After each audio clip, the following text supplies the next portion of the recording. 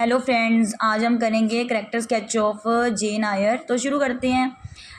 तो इसमें ना आप हेडिंग लिख लेना character sketch of Jane Eyre, ठीक है। तो हम अब आते हैं हीरोइन ऑफ द नावल के। Then we come to the heroine of the novel. Jane Eyre is an unforgettable heroine. She is the life and soul of the novel.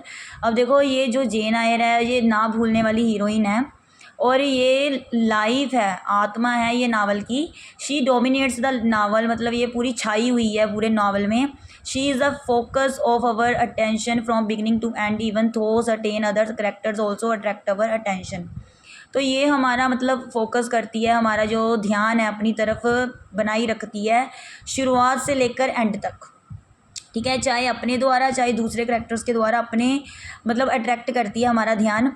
तो she remains the central figure in the novel at every stage of her career. अब देखो, वो रहती है central figure बनी रहती है novel में हर एक स्टेज पर करियर की। एट गेटशेड हॉल, देखो गेटशेड हॉल में Jane impresses us greatly by her spirit of defiance and revolt, constantly ill-treated and harassed by Mrs. Reed and her children। तो देखो, हम पहले बात करेंगे एट गेटशेड हॉल। तो गेटशेड हॉल में क्या हुआ था, जेन हमें कैसे इंप्रेस करती है कि जो भी उसके साथ बुरा हो रहा होता है, इरिट्रेटेड मतलब उसे इरिट्रेट किया जा रहा होता है, तंग किया जा रहा होता है मिसिज़ रीड और उसके उनके बच्चों के द्वारा, है ना। तो उसके लिए वो क्या करती है, रिवोल्ट करती है, विद्रोह करती है। तो इससे वो हमें इम्प्रेस करती है, मतलब बोल्ड है, सीधा बोल देती है वो। तो she at least rises in revolt against the strict Reed family who then send her in Lowood school in order to get rid of her. तो फिर मतलब वो मतलब विद्रोह कैसे आता है, विद्रोह क्यों करती है वो, क्योंकि विरोध करती है जो सख्ताई हो रही होती है रीड फैमिली से, है ना, उसके ऊपर।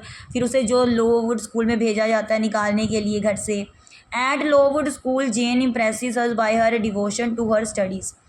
तो फिर लोअर स्कूल में हमें वो कैसे इंप्रेस करती है, जो उसकी डिवोशन है, जो कहते हैं ना भक्ति होती है स्टडीज़ की, मतलब पूरा जो अपनी समर्पित कर देती है अपना स्टडीज़ को, बहुत अच्छा पढ़ती है वो। तो her capacity to win the goodwill of the teachers, मतलब उसकी जो कैपेसिटी है कि जो टीचर्स की गुडविल को जीतना, ठीक है। And more particularly the kind attention of the school superintendent Miss Temple, even though in the beginning she is openly humiliated by Mr. Brocklehurst, the director of the school। तो देखो, मतलब जो attention है school superintendent का, जो कि miss temple है ना, यहाँ तक कि मतलब उनको भी, उनका दिल भी वो जीत लेती है। लेकिन चाहे उसे ओपनली मतलब बेइज्जत किया जाता है मिस्टर ब्रोकल हर्स्ट के द्वारा, जो कि डायरेक्टर हैं स्कूल के। Here she also impresses us by her developing a friendship with Helen Burns. तो हमें वो कैसे इम्प्रेस करती है, डिवेल्प जो उसकी फ्रेंडशिप डिवेल्प होती है हेलन बर्न्स के साथ। वो a student who is most shabbily treated by one of the teachers but who remains calm and patient in spite of that teacher's continuously cruelty towards her। तो मतलब एक बच्चा जो कि ज़्यादा मतलब शैबिली ट्रीट किया जाता है एक टीचर्स के द्वारा, टीचरों में से एक टीचर के द्वारा, लेकिन फिर भी वो काम रहता है, पेशेंट रहता है, जबकि इतना कंटिन्यूसली क्रूल्टी हो रही है उसके ओर। At Thornfield hall she appears as quite a mature woman. तो वहाँ वो दिखाई देती है एक मेच्योर वूमेन के द्वारा। थो शी इज़ 18 ईयर्स ओल्ड, चाहे वो 18 साल की है तब भी। She takes good care of Adele, मतलब वो ध्यान रखती है एडले का। The girl who has been put under her charge, मतलब वो जिसको वो पढ़ाती है। इन कोर्स ऑफ टाइम, मतलब समय में, she wins mister Chester's esteem and then his love without becoming aware of mister Chester's increasing interest in her. तो मतलब उसी समय में वो जीतती है, मिस्टर चेस्टर की स्टीम जीत लेती है। और फिर वो मतलब देन हीज़ लव, उनका प्यार भी, बिना जाने कि वो उससे उसके उसमें इंटरेस्ट लेते हैं, उनका इंटरेस्ट बढ़ रहा है उसमें। तो she impresses us by the intensity of her passion for mister Chester whom she begins to love although he is not a handsome man.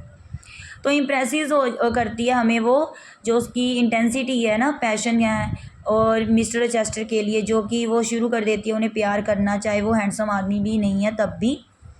तो she shows how self respecting she is when she refuses to live with mister Chester as his mistress and when she leaves Thornfield hall. अब देखो वो दिखाती है भी वो कैसे वो सेल्फ रिस्पेक्टिंग वूमेन भी है, क्योंकि वो देखो मना कर देती है रहना मिस्टर चेस्टर से उनकी मिस्ट्रेस बनकर, ठीक है, और वो जो छोड़ के चली जाती है थॉर्नफील्ड हॉल को।